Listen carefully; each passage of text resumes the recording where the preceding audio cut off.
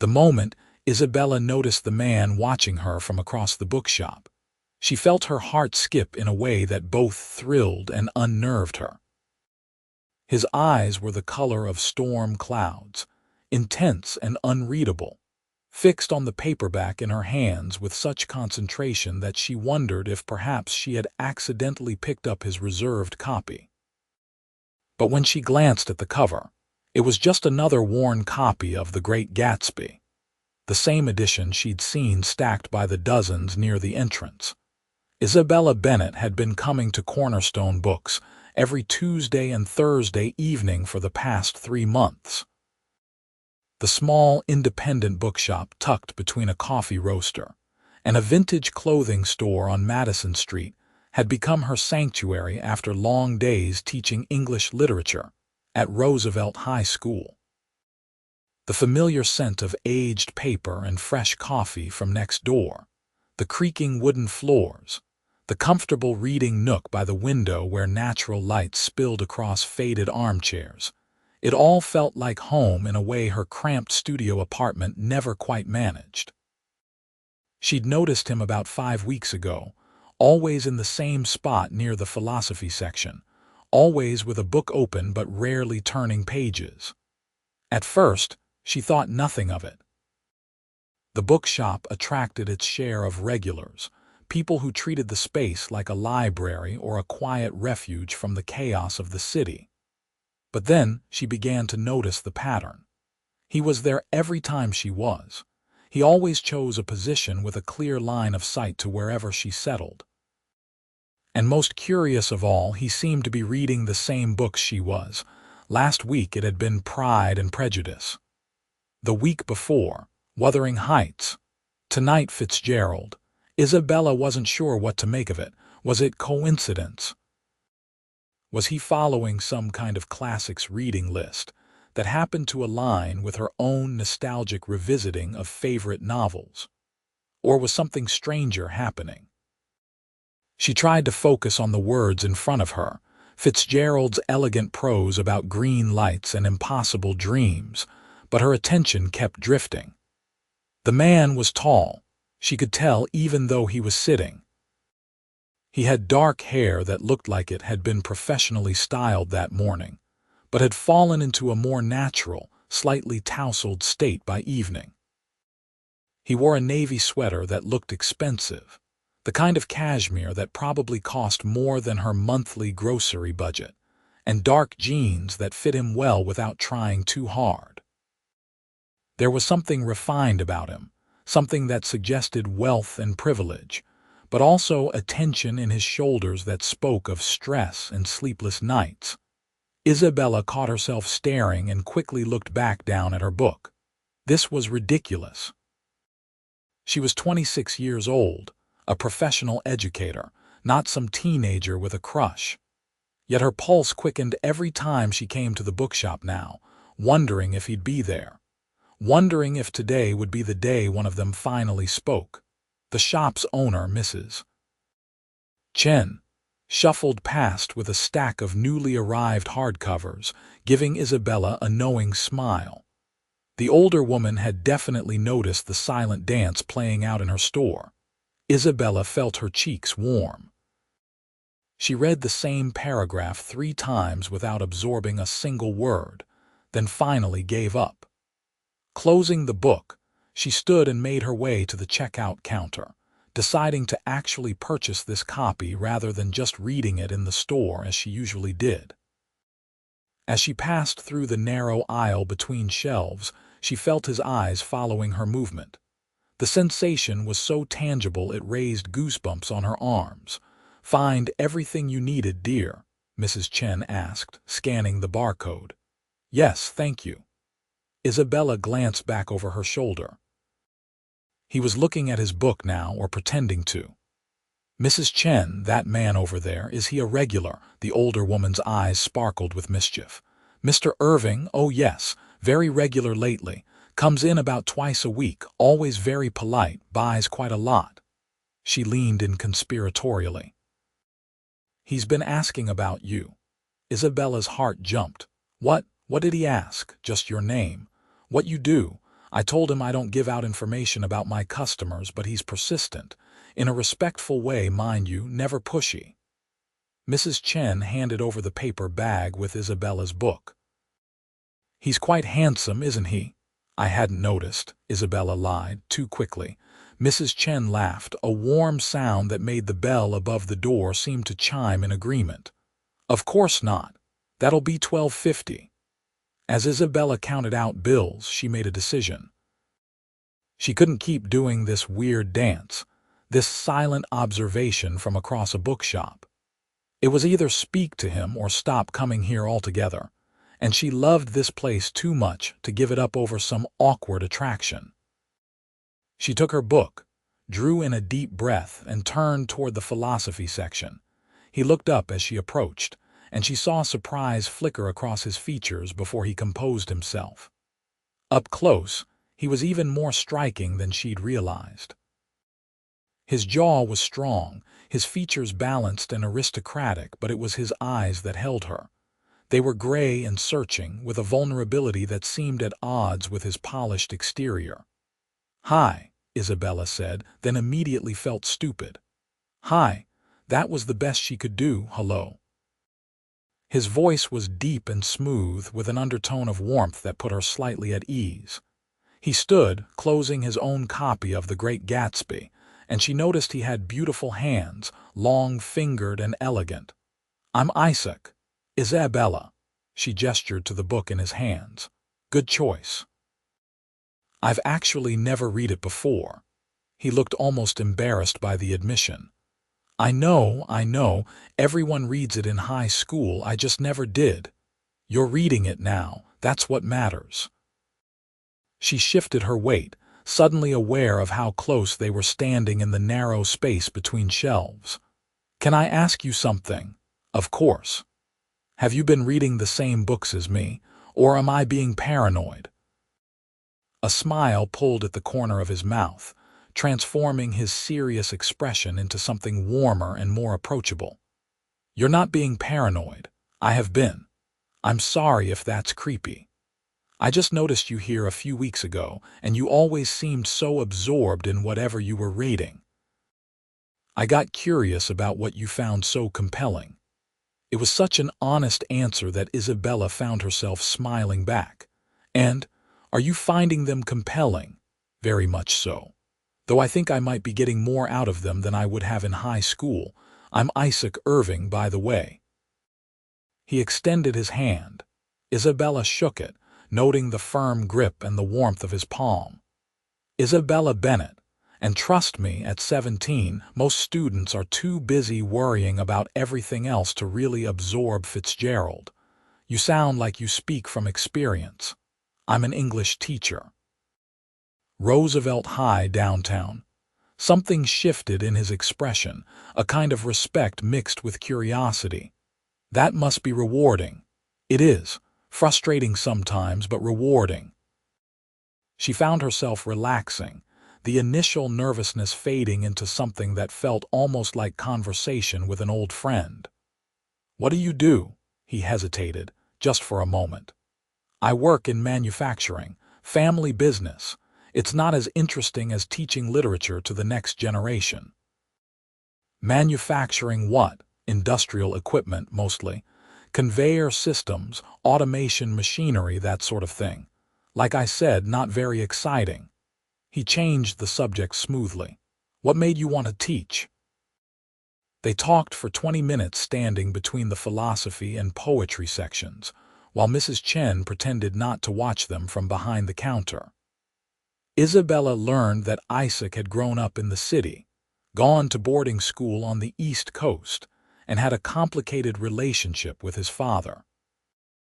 He learned that Isabella had moved here from a small town upstate, that she lived alone with a cat named Heathcliff, and that she'd been an English major who never quite figured out what else she could do besides teach. "I should probably let you get back to your reading," Isabella finally said, noticing the shop was about to close. "Or," Isaac said, and there was a nervousness in his voice that made him seem suddenly younger, "we could continue this conversation somewhere else." There's a wine bar 2 blocks from here, if you're interested." Isabella knew she should probably say no. She didn't know this man, despite the strange intimacy of their weeks-long silent companionship. But there was something about him that felt safe despite the intensity of his attention. Something genuine in the way he looked at her. "I'd like that," she said. The wine bar was small and warmly lit, with exposed brick walls and mismatched furniture that gave it a cozy, unpretentious feel. They found a table near the back and ordered a bottle of red wine that Isaac selected with the ease of someone very familiar with wine lists. "So," Isabella said after they'd toasted to new friendships, "are you going to tell me why you were really watching me for 5 weeks before speaking to me?" Isaac took a long sip of wine. "The honest answer, please." "I was working up the courage. You seemed so content in your own world, so peaceful. I didn't want to intrude on that, but I also couldn't stop coming back. You were the most interesting thing I'd seen in years." "I find that hard to believe. You seem like someone who has a very interesting life. Interesting isn't always good." He turned his wine glass, watching the light play through the liquid. "My life is very scheduled, very controlled. Every day is meetings and decisions and responsibilities. Coming to that bookshop, watching you read, it was like watching someone living in a way I'd forgotten was possible. Fully present, fully absorbed in something just for the pleasure of it." Isabella felt something tighten in her chest. "You make it sound like I'm some kind of mythical creature." "Maybe you are." He looked at her directly now, and the intensity was back. "Do you know what it's like to realize one day that you can't remember the last time you did something just because you wanted to? Not because it was strategic or necessary or expected, just because it brought you joy. I think a lot of people feel that way, but you don't." "I do sometimes," Isabella admitted. "Teaching is hard.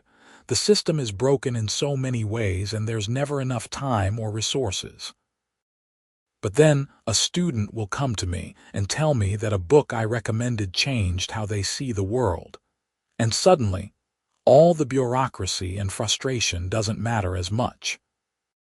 They talked until the wine bar started closing, until they'd shared another bottle, and the conversation had meandered through books and dreams and disappointments and hopes. Isabella learned that Isaac's mother had died when he was 15, that his father was demanding and distant, that he'd spent his 20s trying to prove himself, and his early 30s realizing he'd been trying to prove himself to the wrong person. "I'm 33 now," Isaac said, "and I'm just starting to figure out what I actually want my life to look like." "And what does it look like?" "I'm not sure yet, but I think it involves more conversations like this one."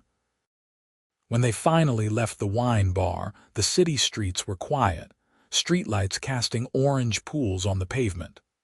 Isaac insisted on walking Isabella to her apartment, and she didn't protest. The autumn air was crisp but not cold, carrying the scent of coming rain. "This is me," Isabella said when they reached her building, a modest walk-up in a neighborhood that was gentrifying but not yet gentrified. "Thank you for taking a chance on the weird guy who was watching you in the bookshop." Isabella laughed. "Thank you for finally talking to me. I was starting to think I was going to have to make the first move." "Would you have, eventually?" "Maybe," she smiled up at him. "Probably not. I was too nervous." "I make you nervous in a good way." She hesitated, then made a decision. "Would you want to do this again?" "Maybe without the 5 weeks of silent observation first." "I would love that." Isaac pulled out his phone. "Can I get your number?" They exchanged information, fingers fumbling slightly with the screens in the way that made them both laugh. Then Isaac looked at her for a long moment, and Isabella wondered if he was going to kiss her. She wasn't sure if she wanted him to or if it was too soon. He didn't. Instead, he squeezed her hand gently. "Good night, Isabella. I'll text you tomorrow." "Good night, Isaac." She watched him walk away, hands in his pockets, until he turned the corner and disappeared from sight. Then she climbed the 3 flights to her apartment, where Heathcliff greeted her with indignant meows about his delayed dinner, and she found herself smiling as she went through the motions of feeding him and getting ready for bed. Her phone buzzed just as she was climbing under the covers. "Isaac, I know I said tomorrow, but I wanted to say thank you again. Tonight was the best evening I've had in a very long time. Isabella. Mine too. Sweet dreams. Isaac, dreaming about green lights and bookshops. Sleep well, Isabella." She fell asleep with her phone on the pillow beside her, already looking forward to Tuesday. They started seeing each other regularly after that. Coffee before Isabella's classes started, lunch when their schedules aligned, dinners that stretched late into the evening. Isaac was attentive and thoughtful in ways Isabella hadn't experienced before.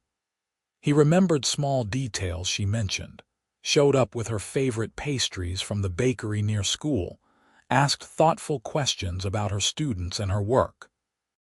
For his part, Isaac seemed to open up in Isabella's presence in a way that surprised even him. He told her about the pressure of running Irving Industries, though he was still vague about the exact scope of the company. He talked about his struggles with his father, Harrison Irving, who had built the company from nothing and expected his son to maintain the same ruthless dedication that had made him successful. "He doesn't understand why I want to implement better working conditions or invest in sustainable manufacturing practices," Isaac said one evening as they walked through the park. It was mid-October now, the trees ablaze with color. To him, anything that doesn't directly maximize profit is weakness. "But you're doing it anyway." "I'm trying. I'm the CEO now, technically. He retired 2 years ago, but he's still on the board, still has significant influence, and he's very vocal about his opinions." Isabella stopped walking, turning to face him. "Wait, CEO, I thought you said you worked in the family business." Isaac looked uncomfortable. "I do. I just didn't want to lead with that. People tend to get weird when they find out." "How big is Irving Industries?" "Pretty big." He cleared his throat. "We have about 15,000 employees worldwide. Last year's revenue was around $8 billion. Isabella felt the air leave her lungs. $8 billion with a B. "Yes. And you're the CEO." "Yes." She started walking again, processing this information. $8 billion. That wasn't just wealthy, that was stratospherically rich, and Isaac had been hiding it from her for weeks. "Are you upset?" Isaac asked, catching up to her. "I don't know. Why didn't you tell me?" "Because I liked that you didn't know. You talked to me like I was just a person, not a bank account or a business opportunity. Do you know how rare that is?" He moved to stand in front of her, hands on her shoulders. "I wasn't trying to deceive you, Isabella.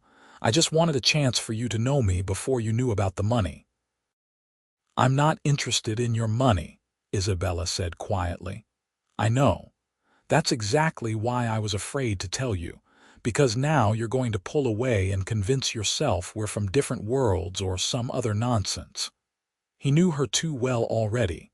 That was exactly what she was thinking.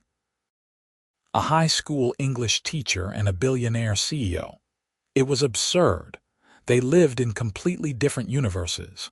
"We are from different worlds," she said. "No, we're not. We both love books and long conversations and terrible wine bar food. We both think passion is more important than practicality. We both believe in trying to make things better even when it's hard." He cupped her face gently. "The money is just money, Isabella. It doesn't change who I am or how I feel about you. How do you feel about me?" The question slipped out before she could stop it. "Like I've been waiting for you without knowing I was waiting. Like every book I read in that shop was bringing me closer to this, to you." His thumb brushed her cheek. "I'm falling in love with you. I have been since I first saw you completely absorbed in Elizabeth Bennet's world, totally oblivious to everything else around you. Isabella's heart hammered against her ribs. It was too soon for these words, for this intensity. They'd only known each other a few weeks. But she felt it too, that pull, that sense of rightness that defied logic. "I'm scared," she admitted. "Me too. But I'd rather be scared with you than safe without you." She kissed him then, standing in the middle of the park with autumn leaves drifting around them like gold confetti. It was a kiss that tasted like possibility and fear and hope all mixed together. When they pulled apart, Isaac rested his forehead against hers. "So we're doing this. We're giving this a real chance." "Yes," Isabella said, "but you have to promise me something. Anything.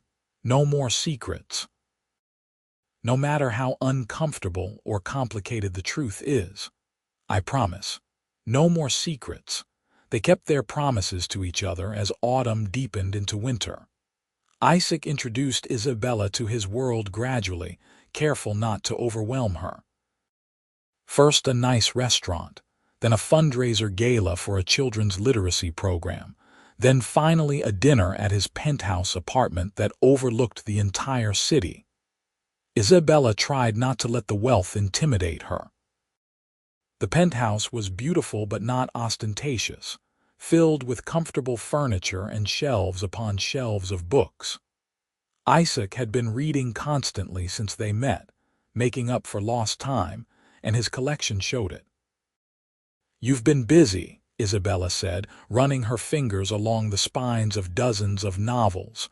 "I have a good teacher." He came up behind her, wrapping his arms around her waist. "Though I think I'm more interested in the teacher than the lessons. Smooth talker. I mean it. You've changed my life, Isabella. I look forward to every day now in a way I haven't in years, maybe ever." She turned in his arms. "You've changed mine too, though I have to admit I never imagined myself dating a billionaire. Is it weird? Sometimes. I still can't get used to restaurants where the menus don't have prices. But then you laugh at my terrible jokes or get excited about a new translation of Tolstoy, and you're just Isaac. Just the guy who was too nervous to talk to me in a bookshop." He kissed her, soft and sweet at first, then deeper. They'd been taking things slow physically, both wanting to build the foundation of their relationship on more than just attraction.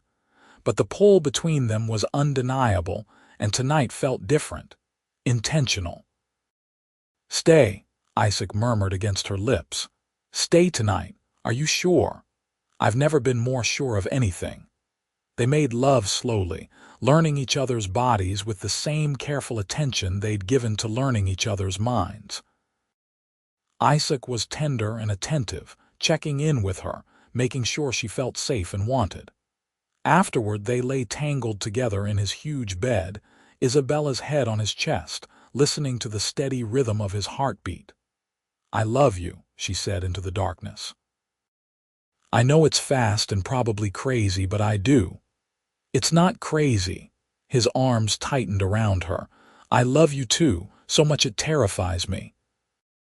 They fell asleep like that, wrapped around each other, and for the first time in longer than he could remember. Isaac slept through the entire night without nightmares about failing his father or losing the company. Meeting Harrison Irving was as difficult as Isaac had warned it would be. The man was in his late 60s, still imposing despite his age, with silver hair and cold blue eyes that seemed to calculate the value of everything they looked at. "So you're the teacher," Harrison said when Isaac brought Isabella to Sunday dinner at his father's estate. It was December now, the grounds covered in snow, the house a sprawling mansion that belonged in a different century. "Yes, sir. I teach English at Roosevelt High. Public school." He made it sound like a disease. "Isaac tells me you've been quite influential in his recent business decisions." Isabella glanced at Isaac, who looked tense and unhappy. "I don't know about that. We mostly talk about books." "Books." Harrison cut into his steak with precise movements. "My son has always been too sentimental. His mother encouraged that tendency. I had hoped it would fade after her death, but apparently not. Dad, Isaac said, his voice tight with warning. I'm simply stating facts. Sentimentality is a weakness in business, Isaac. You know that. Harrison turned his attention back to Isabella. I'm sure you're a lovely girl, but I hope you understand that my son has responsibilities. He doesn't have the luxury of playing house with someone from a completely different social sphere. Isabella felt her face flush with anger and embarrassment. With all due respect, Mr. Irving, I'm not playing anything, and I don't appreciate being discussed like I'm not sitting right here. At least she has some spine, Harrison said to Isaac. Better than that last one you brought around. What was her name? The model. We're leaving. Isaac stood abruptly. Isabella, let's go. Sit down, Harrison commanded. We're not finished with dinner. Yes, we are. I'm done pretending your approval matters to me. I'm done letting you make the people I care about feel small. Isaac held out his hand to Isabella. Come on. They left without another word. Isaac's jaw clenched so tight Isabella could see the muscle jumping. He didn't speak until they were in his car, pulling away from the estate. I'm so sorry, he said finally. I should have warned you better. I should have known he'd be like that. It's not your fault your father is a bitter old man. Isaac let out a surprised laugh. You're not upset. Oh, I'm furious, but not at you, at him for treating you like that, like your feelings and choices don't matter. She reached over and took his hand. You stood up for me, for us. That means everything. He's going to make things difficult at the company. He'll rally the board members who are still loyal to him, challenge my decisions, make every day a battle. Can you handle that? I think so, I know so. He brought her hand to his lips. You make me stronger, Isabella. You remind me why I'm fighting to change things in the first place. The battle with Harrison played out over the following months in boardrooms and financial reports. Harrison opposed Isaac's plans to increase wages and improve safety conditions in their factories. He fought against the sustainability initiatives Isaac wanted to implement. He questioned every decision, every expense, every choice that prioritized people over pure profit. Isaac was exhausted. Isabella saw it in the circles under his eyes, the tension in his shoulders, the way he sometimes stared at nothing during their dinners together. But he never took it out on her. If anything, their relationship became his refuge, the one place where he could be vulnerable and uncertain without judgment. I don't know if I'm going to win this, Isaac admitted one night in February. They were at Isabella's apartment, Heathcliff purring on his lap while she graded papers at the kitchen table. He has a lot of allies on the board, people who remember when he built this company from nothing and think his way is the only way. What happens if you lose? If the board votes against me, they could remove me as CEO, put someone else in charge, probably someone who will undo everything I've been trying to accomplish. Isabella put down her pen. What do you want to do? Keep fighting. But I'm scared, Isabella. What if I'm wrong? What if I'm driving the company into the ground with these idealistic policies? What if my father is right and I'm just too sentimental to see it? She moved to sit beside him on the couch, dislodging a protesting Heathcliff. Do you believe what you're doing is right? Yes. Do you believe treating people with dignity and respect is more important than maximizing profit? Yes. Then you keep fighting, even if it's hard, even if you lose, because living according to your values is more important than winning by abandoning them. She took his hand. And whatever happens, I'm with you. CEO or not, billionaire or not, I love you, Isaac, not your position or your money, you. He pulled her close, burying his face in her hair. I don't deserve you. Yes, you do.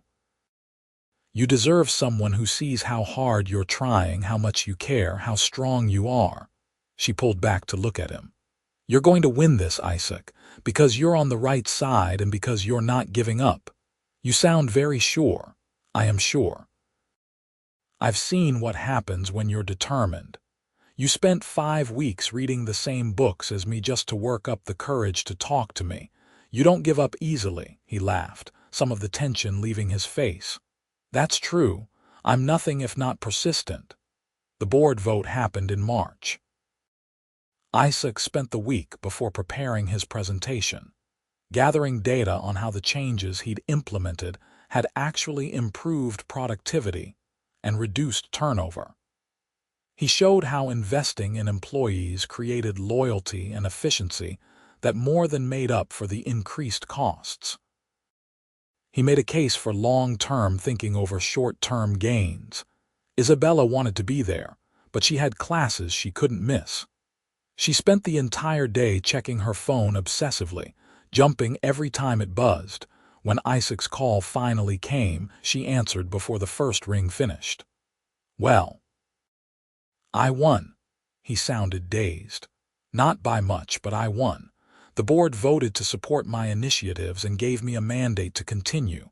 Harrison is furious, but he can't override the vote. Isabella let out a whoop that made her students look up in alarm.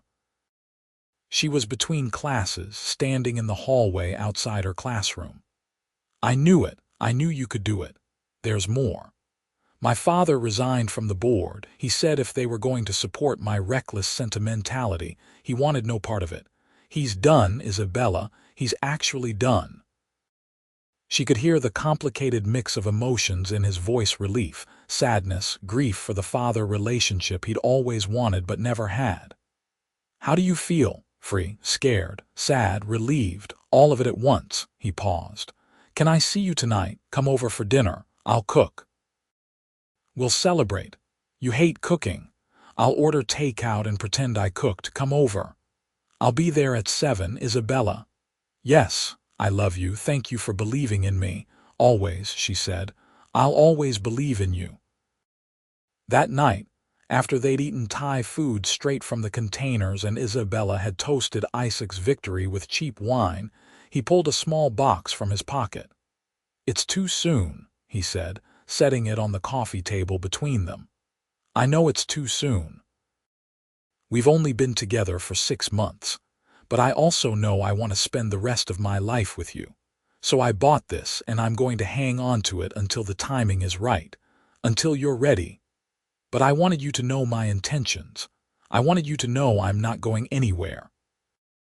Isabella stared at the box, her heart racing. Can I see it? Are you sure? I'm sure.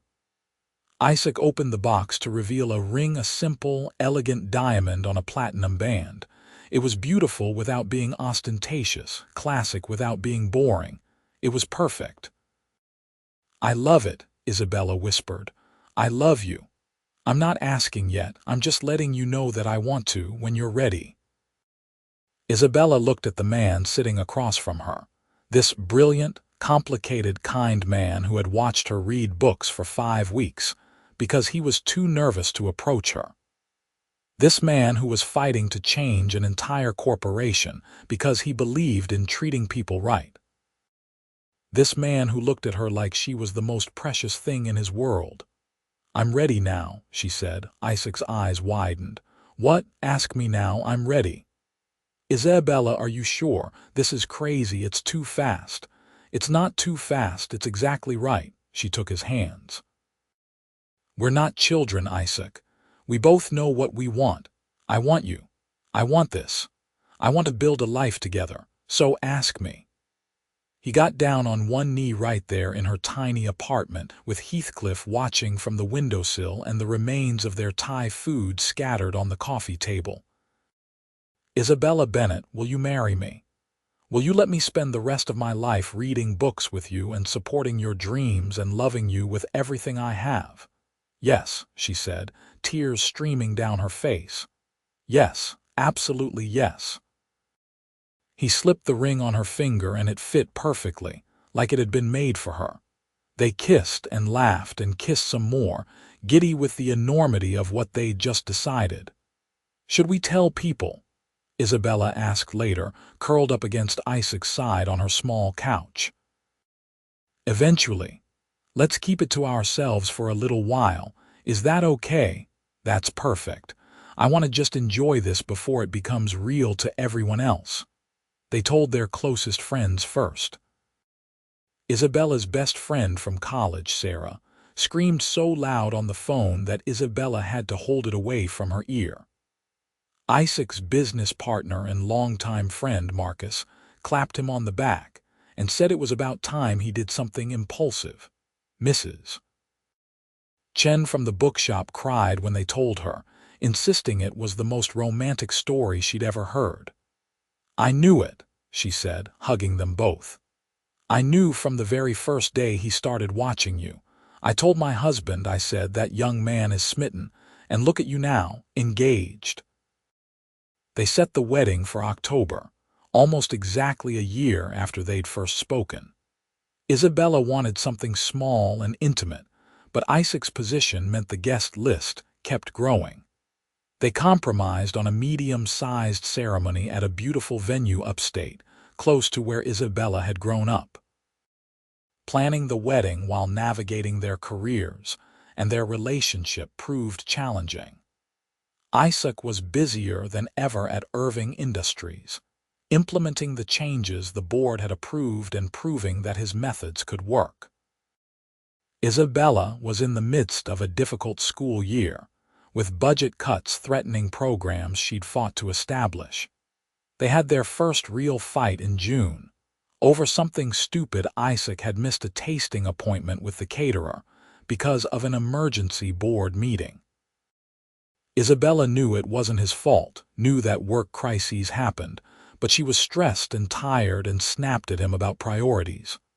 I'm sorry I can't control when emergencies happen, Isaac said, his own temper fraying. I'm not asking you to control it. I'm asking you to communicate better. A text, a call, anything. I did text you. I sent you a message an hour before the appointment.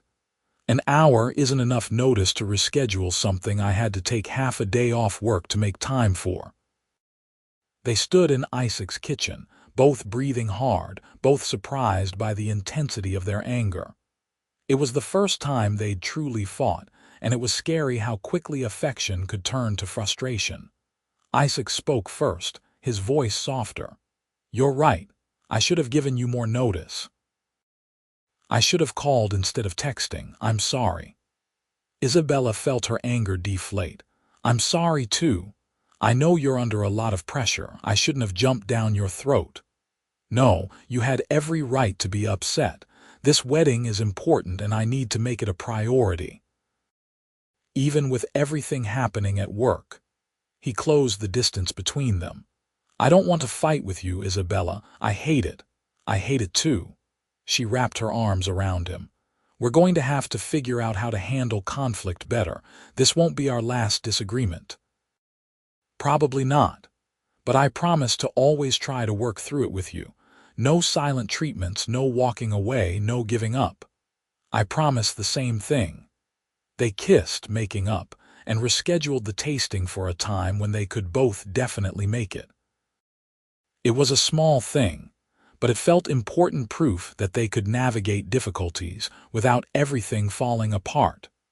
The summer passed in a blur of wedding preparations and work, and stolen moments together.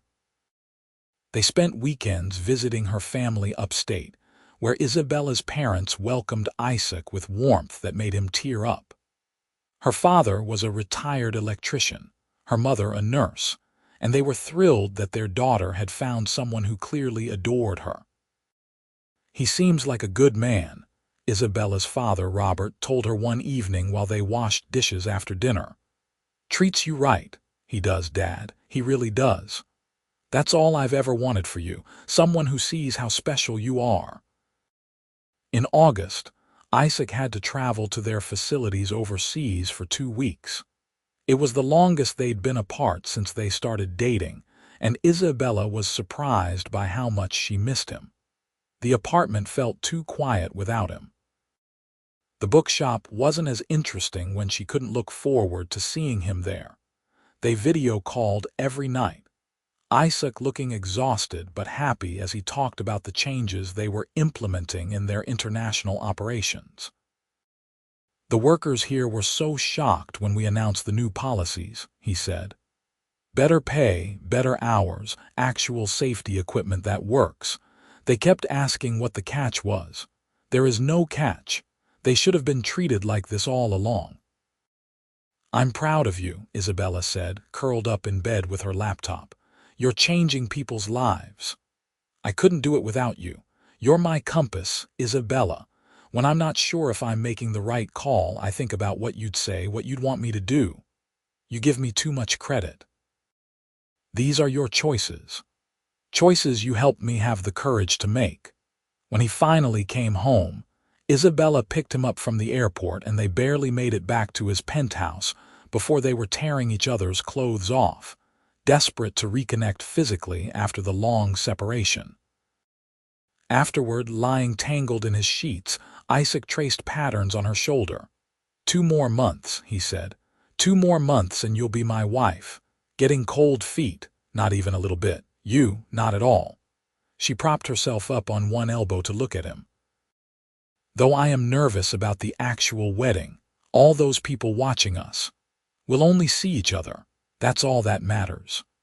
The wedding day arrived with perfect October weather, the leaves at their peak color, the sky a brilliant blue. Isabella got ready in a suite at the venue with her bridesmaids, her hands shaking slightly as they laced up her dress, a simple ivory gown with delicate lace sleeves that she'd found at a sample sale. "You look beautiful," Sarah said, tears already gathering in her eyes. "Isaac is going to lose his mind when he sees you." "I hope so. I'm terrified I'm going to trip walking down the aisle. You're going to be perfect." When the ceremony began, Isabella's father walked her down the aisle while a string quartet played.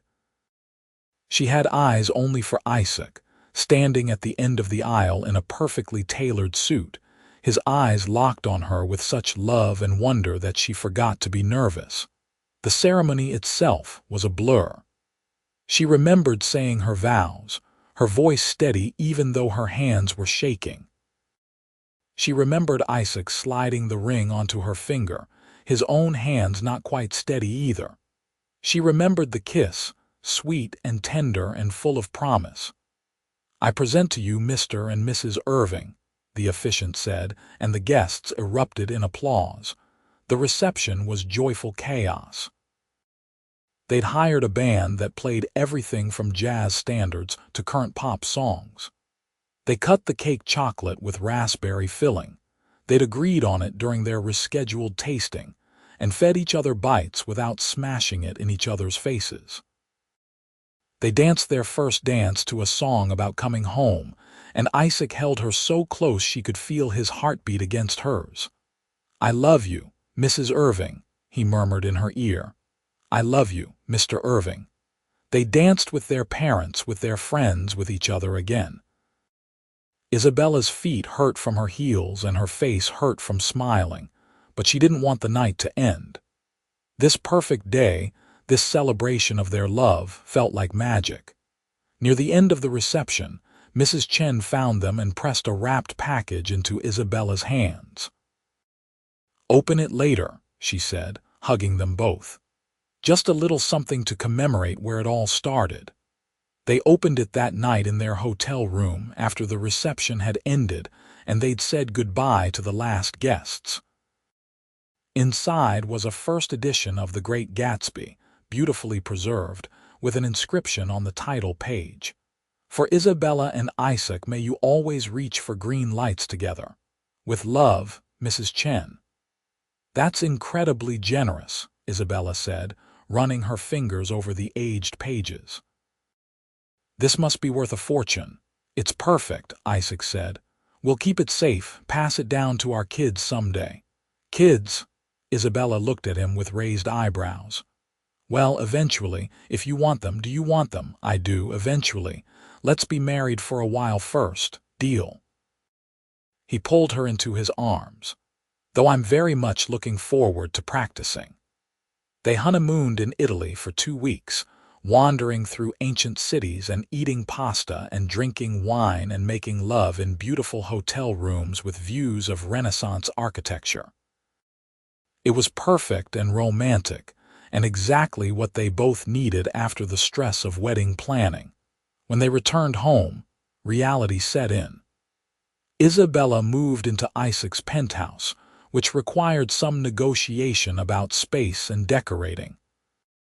She insisted on bringing her worn, comfortable furniture to balance out his sleek modern pieces. He insisted on converting one of the spare bedrooms into a home library for her books and his growing collection.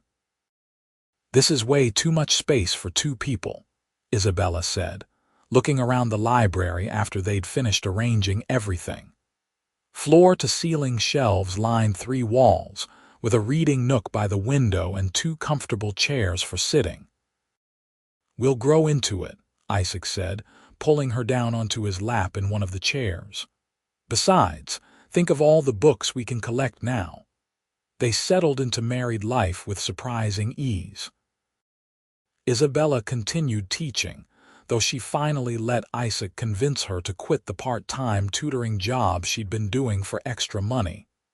"You don't need it anymore," he pointed out gently. "And you're exhausted. Let yourself rest." Isaac continued transforming Irving Industries, though progress was slower than he'd hoped. Changing corporate culture was like turning a massive ship. It required constant pressure and patience. But employee satisfaction was improving, productivity was up, and the company was slowly becoming a place he could be proud of. They developed routines. Tuesday nights at Cornerstone Books, which they never stopped visiting. Sunday morning breakfast in bed with the newspaper spread around them. Friday date nights where they tried new restaurants or revisited old favorites. Their first real test came in February, almost a year and a half after they'd met. Isabella's school was facing major budget cuts, and her English department was on the chopping block. She came home in tears after the meeting where the principal had announced the news. "They're cutting all the elective literature courses," she said, pacing around the kitchen while Isaac tried to comfort her. "All of them. No more creative writing, no more contemporary literature, no more classic seminar. Just the bare minimum required courses. Do you know what that means for these kids? For the ones who actually love reading who need these classes. It's terrible," Isaac said. "But there has to be something we can do." "Like what?" "The district doesn't have money, that's the whole problem. What if I made a donation, to the school or the district, whatever would help?" Isabella stopped pacing. "No, absolutely not. Why not? I have money, you need money." "This is a solvable problem. Because I don't want to be the wife who runs to her rich husband every time there's a problem at work. Because I need to figure this out on my own. Because it's my career, my fight." Isaac held up his hands. "Okay, I understand. But if you change your mind, the offer stands." She didn't change her mind. Instead, she organized. She started a campaign to save the programs, gathering data on the importance of literature education, getting students to write testimonials, reaching out to alumni who'd gone on to successful careers. She spoke at school board meetings, appeared on local news, made her case with passion and precision. Isaac watched her work herself to exhaustion and wanted desperately to step in, to write a check that would solve everything. But he respected her need to do this herself, and he supported her in other ways, bringing her dinner when she forgot to eat, reminding her to sleep, listening when she needed to vent. In the end, the district reversed some of the cuts. Not all of them, but enough to save the core literature electives. Isabella was exhausted and frustrated that they hadn't won completely, but also proud of what they'd accomplished. "You were amazing," Isaac told her the night after the final school board vote. "Watching you fight for those kids, for something you believe in, I've never loved you more. Even though I wouldn't let you help. especially because you wouldn't let me help. You have integrity, Isabella. You don't compromise on your principles, even when it would be easier. That's one of the things I love most about you." She curled into him on the couch, finally letting herself relax after months of constant stress. "I love you too, and thank you for respecting my boundaries even when you wanted to fix everything. Always. Though I reserve the right to want to fix things, I just won't do it without your permission." That summer, they decided to start trying for a baby. It happened faster than either of them expected. Isabella was pregnant by August, due the following April. "That's almost exactly 2 years from when we met," Isaac said, his hand splayed across her still flat stomach. "2 years from watching you in the bookshop to this." "A lot can happen in 2 years," Isabella agreed. "Are you scared? Terrified?" "But also more excited than I've ever been about anything." He kissed her softly. "We're going to be parents." The pregnancy was mostly easy, though Isabella's energy levels dropped and she had to cut back on her tutoring hours. They transformed another bedroom into a nursery, painted in soft yellow since they'd decided not to find out the gender. Isaac assembled furniture and read parenting books with the same intense focus he'd once brought to reading Fitzgerald. Harrison Irving reached out when he heard about the pregnancy, the first contact he'd initiated since resigning from the board. He wanted to meet, to talk, to try to be part of his future grandchild's life. "I don't know," Isaac said to Isabella after hanging up the phone. "I don't know if I can do that, have him in our lives, in our child's life, after everything." "I think you should meet with him," Isabella said carefully. "Hear what he has to say. You don't have to forgive him or let him back in completely, but you might regret it if you don't at least listen." The meeting was awkward and difficult. Harrison was stiff, uncomfortable with emotion, but he tried. He apologized for how he'd treated Isaac, for the pressure and the criticism, and the inability to see his son as anything other than an extension of the business. He didn't ask to be welcomed back into their lives, but he asked if perhaps they could start over, slowly.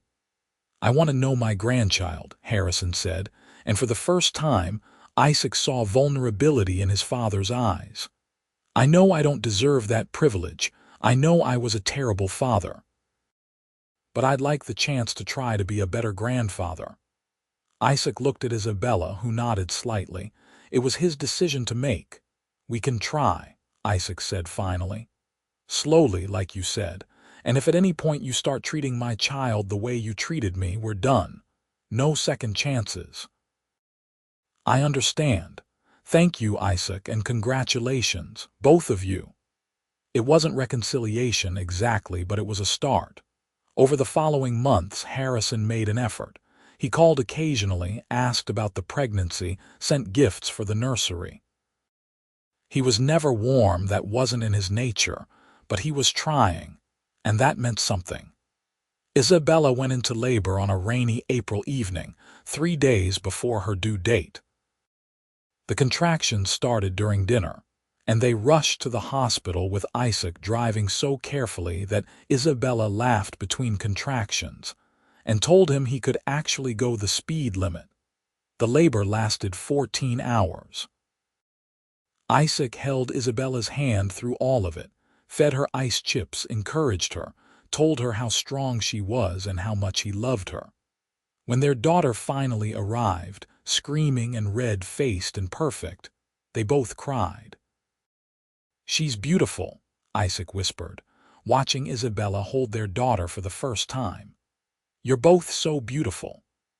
They named her Elizabeth Rose Irving Elizabeth for Pride and Prejudice, where their love of shared reading had started, and Rose for Isabella's grandmother. She was tiny and perfect, with a dusting of dark hair and eyes that would eventually turn the same gray as her father's.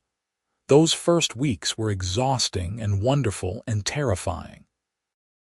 Isabella had never been so tired in her life, and Isaac stumbled through his work days in a haze of sleep deprivation. But every time Elizabeth smiled or made a small sound or curled her tiny hand around their fingers, it all felt worth it.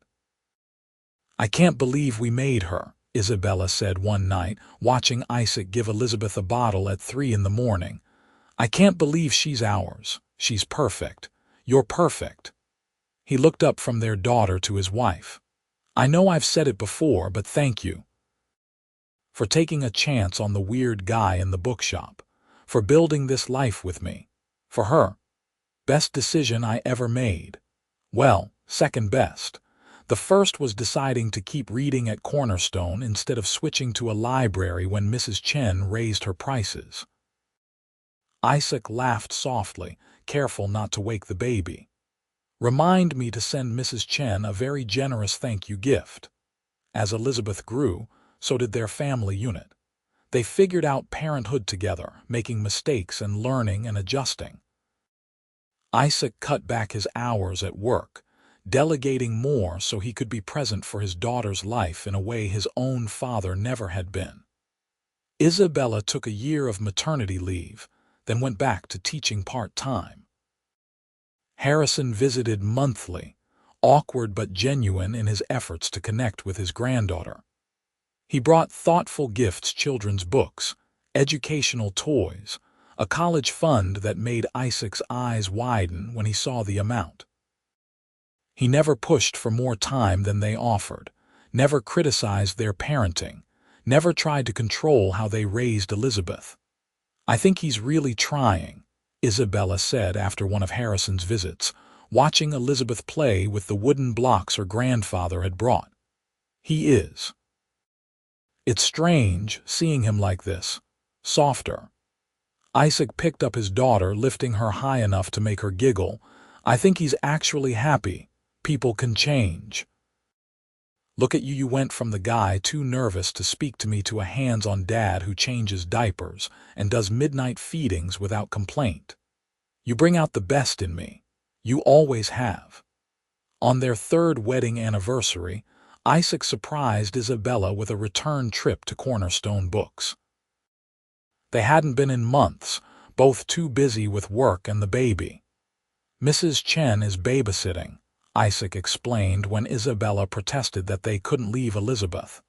"She insisted, said we needed a proper date night." The bookshop looked exactly the same creaking floors, the same overstuffed chairs, the same smell of paper and coffee. Mrs. Chen had closed early for them, giving them the run of the place. "This is where it started," Isaac said, leading Isabella to the spot near the philosophy section where they'd first spoken.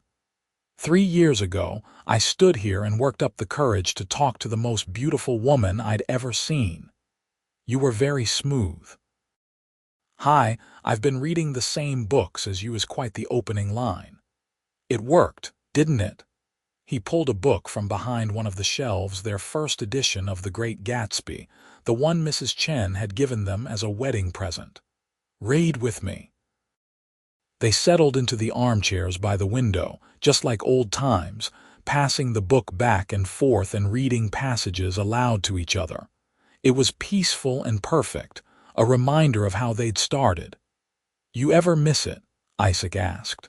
"The simplicity of when we first met.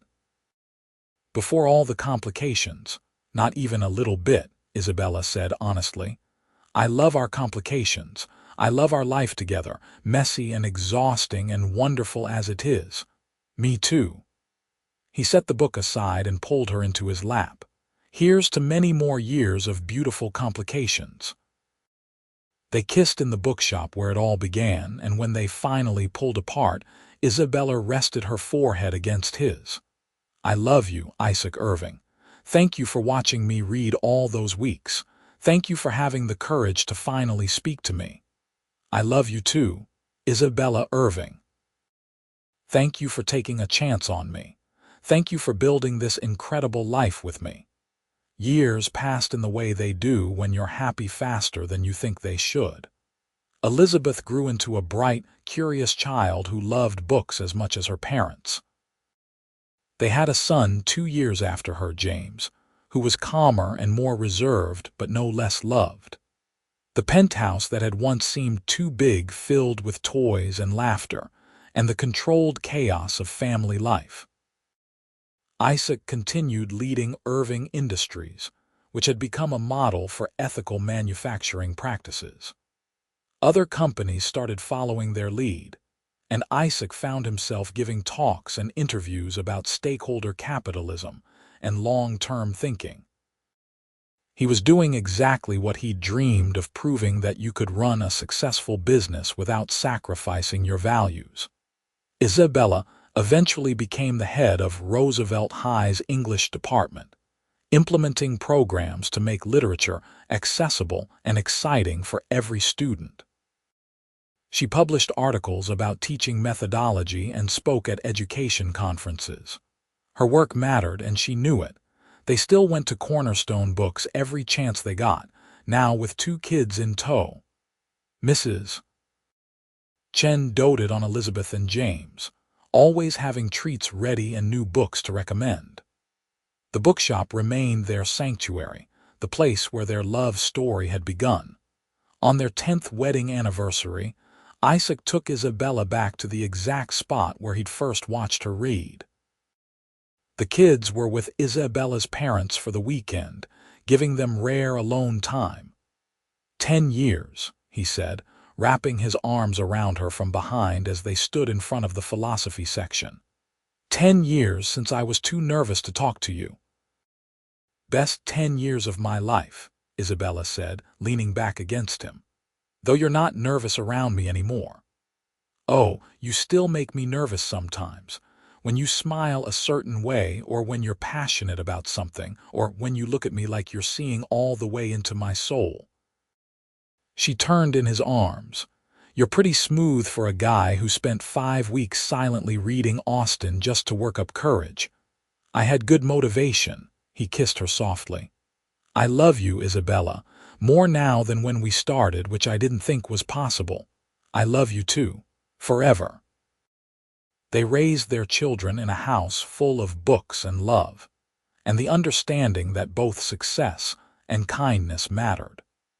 Elizabeth and James grew up knowing their father's story, how he'd transformed his company, because he believed people deserved to be treated with dignity. They grew up knowing their mother's story, how she'd fought for her students and her principles, never taking the easy way out. But most of all, they grew up knowing their parents' love story, how their father had watched their mother read in a bookshop for weeks, too nervous to speak, how their mother had finally noticed and decided to take a chance, how love at first sight could turn into lasting love with work and commitment, and choosing each other every single day. Years later, when Elizabeth was in college studying literature herself, she came home for Thanksgiving and found her parents reading together in the library, just like always. You two are disgustingly cute, she said, flopping onto the couch. You know that. Your mother makes it easy, Isaac said, not looking up from his book.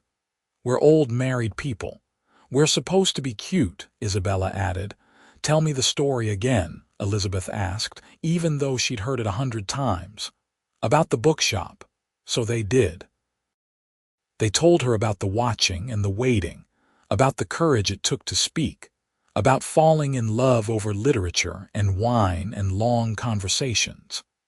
They told her about the challenges they'd faced and overcome together, about building a life that honored both their values and their love. And when they finished, Elizabeth smiled and said what she always said. That's my favorite story. Mine too, Isaac said, reaching for Isabella's hand. Mine too, Isabella agreed, squeezing back, because it was their story. The story of a billionaire too nervous to speak, and a teacher too absorbed in her reading to notice she was being watched. The story of courage and books and choosing love even when it seemed impossible. The story of 2 people who found each other in a bookshop and built a beautiful life together, 1 page at a time. And they lived happily ever after, surrounded by books and love and the family they'd created together. The end of their story was really just the continuation of something that began with a simple hello. In a bookshop, on an ordinary Tuesday evening, proof that the best love stories often start in the quietest, most unexpected ways.